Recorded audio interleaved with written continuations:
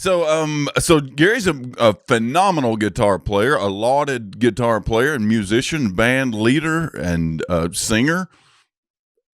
And Well, we've got him here today to tell us something about his how he came to be that, how he came to be here on our side of the big the blue pond, ocean. the pond, yes, the pond. Uh, Well, it's actually not the big blue ocean; it's the smaller of the two, but it's still a long way over there. 3,000, 4,000 miles from Texas. Yeah. Hey, Oh, that's not bad at all. no, no.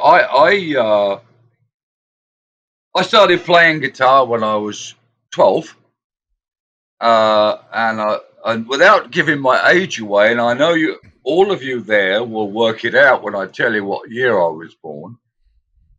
I was born in 1951, which makes me whatever you calculated at. And chong chong chong. I was very lucky in my early years when I was 13, 12 to meet other like-minded guys, and we were, I think, well, one of the original garage bands, right? Garage bands, as we say in England. Garage bands. You know, There you go. people always pick me up and say, "Would you say that again?" Garage. Oh, we actually Well, say garage. Garage what we're band. going to probably do is just have the, you know how they interpret and have the captions down below for all the Americans that are watching this. We'll probably just kind of caption any strange word you say. Hey, the funny thing is, you mentioned that, which I could have mentioned later in this broadcast, that I have written a memoir book, and in it, it has a section in the appendix at the end saying British isms. So when British you re- isms. when you read the book, for example, if I said to you, "Oh, I had a girlfriend and we had an amazing snog," you would think spell spell Uh, SOSNOG, it's snog, right? it sounds like It a means drink, yeah, I know. like a In holiday fact, drink. no. In actual fact, I had amazing. My first girlfriend was when I was 12 in the park, and we had an amazing snog. This is in the book. Snog means kiss, Oh, okay, kissing, it makes sense now. snogging. Not rude, Mm, just a right, Britishism. Snog. So, nice. so there So you we go. kind of need a dictionary. You learn something now. Yeah. If I said I had a snog, that was what it was. And Holly, I know what you Yeah. would that mean. So,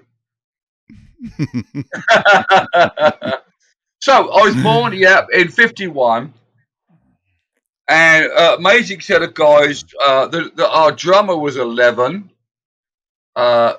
He was only our drummer because he's the only guy in the street that had a drum kit. So there wasn't any through other reasons like any other than that. And then two other guys. They're both sadly gone now. They passed away a little while ago, and Oh, we were called the young ones. And in 1962 to 3, we started to learn trying how to play each other with very, very limited equipment because the equipment in them days, and our parents weren't wealthy at any point at that time. So we had little 10-watt amplifiers and one speaker each side for a PA, and that was it. So really, a very humble beginnings from 1963, 64, when all the things were happening in the UK, Beatles and the Rolling Stones, and the British invasion started to materialise. Little did right. I And know. so that happened. That had happened all about the same time. So give me some context for the Beatles and the British invasion kind of thing as far as when it happened on your time Well, frame. 14 really was when we started playing the Beatles stuff. I Want to Be Your Lover, Baby by the Stones, and Hmm. the early Beatles stuff, which was in 63, 64. Now, we weren't as good, or nowhere near as good as those. They were a little older than that. They were like 3 or 4 years older than us at that time. Right. Well, we progressed. We progressed very quickly, and when I was 15, I joined another band. But when I was with the young ones, as we were called, we opened for a series of bands in the locality, and one was called the Lonely Ones, and the Lonely Ones featured a couple of very prominent people that at the time in the 60s, where I came from, but not on the main stage until later. And I met the lead guitar player was a chap called Noel Redding. He was about 16 and I was 13, and he went on to be the bass player for Jimi Hendrix. He's a Hendrix guy, no He was doubt. a Hendrix guy, and Yeah. this is the next story I'm going to tell you is quite poignant, really. Uh, Noel went on to play with Jimmy, and in '68 he went. He left in '69 because of contractual disputes, etc.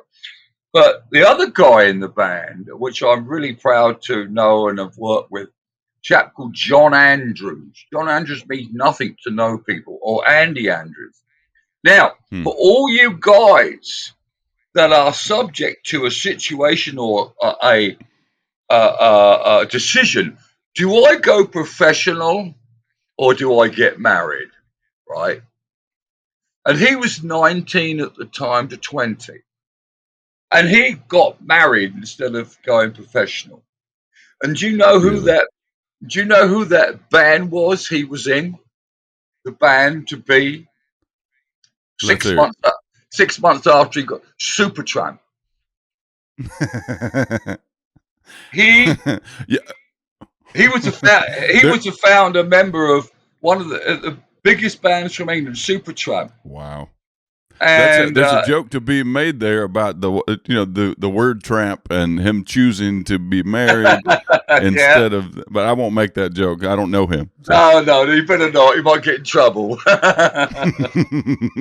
So that was the beginnings of my 15, 16. And when I was 16 or 15, actually, 15 and a half, half means a lot, 15 and a half to 16. Oh, definitely. Um, I joined a group that was older than I was, about 2 or 3 years. So I was the youngest member. I was 15, they were 18 plus. And we started doing major backup promotions. In those days, the big bands of today, whether it be rock and roll or country or whatever, carry or take with them their support acts mostly. Hmm. So their opening acts have they open up for who it is, Luke Combs or you maybe even whatever. I hope so for you. So in those days, what they did was the venues around the UK had a selection process of the best local bands or in that area to open for whoever was playing at their venue. So we were very fortunate enough to be selected as one of the four bands in a major venue. My first appearance was with opening for a chap called Long John Baldry. Now, you probably wouldn't know who he was, and he had a band called the Steam Packet. And guess who was the piano player in the Steam Packet? I don't have a guess. Right, Elton John. Oh, wow. And, That would have been a and, good guess. I think I could have and come up with that. yeah, and guess who was? Now you won't get this one. Guess who was the guitar player, stroke harmonica player for the same band? I still don't know. Rod Stewart. Oh, Rod. wow. So in my What a first band. venture, now they in actual fact were big in England, but weren't big for the players. Long John Baldry, he was a 6'6" guy, big tall fella. really deep voice. And his song, he had a song called "Let the Heartaches Begin." Da, da, da, da, da, da. Now, he had a big voice. He was very bluesy. So that was my opening to being on the big stage, where we were playing in front of about 1,500 people at that time, that venue. Yeah. It was a big venue. Did So you have then, any interaction with those guys, with oh yeah, the I mean, headliner? going underneath the stage, of course, where all the dressing rooms were. So our dressing room was two up from the main band. They had showers in theirs. We didn't. Um, so they were sort of, and the sad part is that in those days we didn't have cell phones where we could take snap quick picture or whatever of who you were playing with, or like you do these days, you get a picture with a famous guy or whatever, and it wasn't cool for a band member like I was in, or band member, to go and ask for autographs. It's sort of, oh, that's not cool to go Oh, and you know what I'm saying? Yeah, I I don't can see want that. to. I don't want to go and ask for his autograph because that's not cool from a Right. supporting band or Yeah, I'm as whatever. good as he is. Yeah. Yeah, well, anyway, so that really was the start of my career. I played with that band for the next 5 years, and we played. I actually counted them the other day up for my book, which is called Guitar Man, which won't be out for another 6 months or so.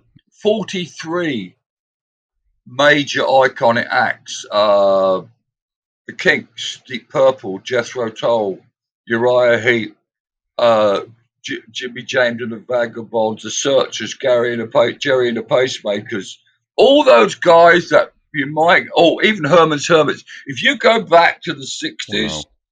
and you will see all those like the British Invasion acts, we probably, I never were open for the Stones or the Beatles. Really, the only two major iconic, well, still are today, of course. Yeah, absolutely. I mean, so I was very lucky in being amongst that.